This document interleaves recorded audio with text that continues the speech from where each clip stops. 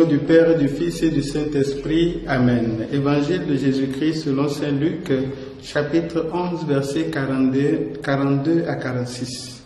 En ce temps-là, Jésus disait: quel malheur pour vous, pharisiens, parce que vous payez la dîme sur toutes les plantes du jardin, comme la menthe et la rue, et vous passez à côté du jugement et de l'amour de Dieu.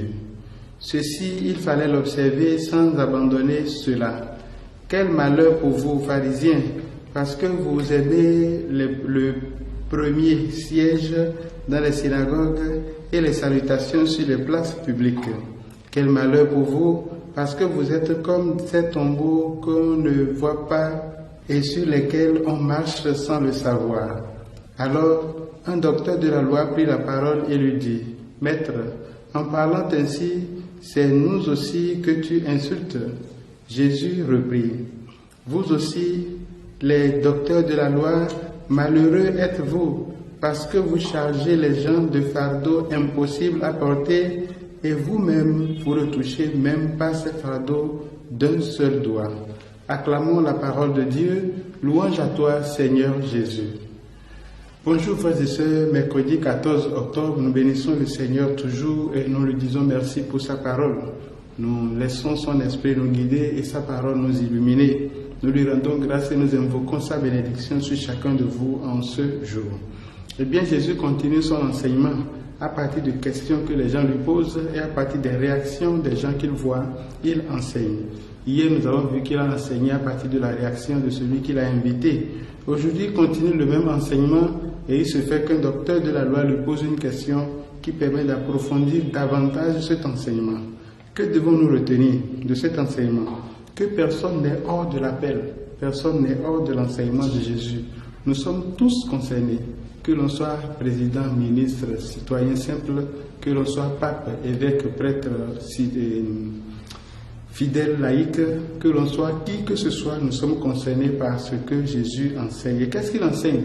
Il enseigne le droit et la justice, il enseigne la conversion. Vous passez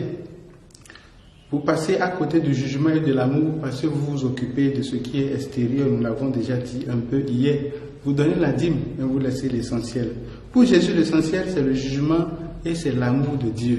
Que l'amour de Dieu grandisse dans nos cœurs pour que nous puissions, à partir de cet amour, apprendre à aimer nos frères et sœurs.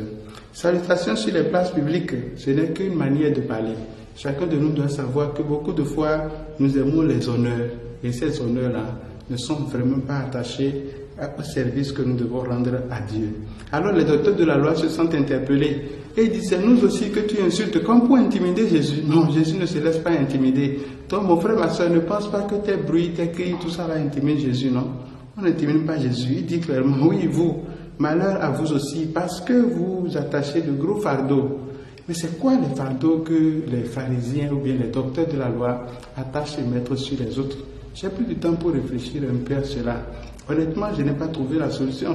Je voudrais vous inviter à trouver un moment aussi pendant cette journée pour se demander quel est le fardeau que moi j'attache et que je mets sur l'autre.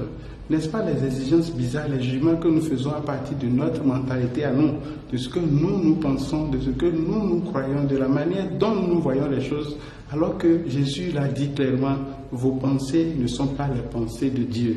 Alors cherchons à rejoindre les pensées de Dieu au lieu de rester dans nos pensées à nous. Et c'est donc en regardant ces fardeaux que nous devons apprendre à chercher la grâce de Dieu. La grâce de Dieu qui agit dans l'humilité et dans la simplicité. Choisissons donc, mes frères et sœurs, ou d'être hypocrites ou de rentrer dans l'amour de Dieu. L'amour de Dieu n'est pas hypocrite, il est vrai. Il est vrai. Et sa manifestation, c'est la charité que nous manifestons les uns envers les autres, aussi bien dans les gestes, dans les paroles que dans les actions. Que Dieu nous bénisse et qu'il nous remplisse de cette charité pour que nous puissions poser ces yeux charitables les uns sur les autres afin de faire grandir son règne au milieu de nous, lui qui vit et règne maintenant et pour les siècles des siècles. Amen.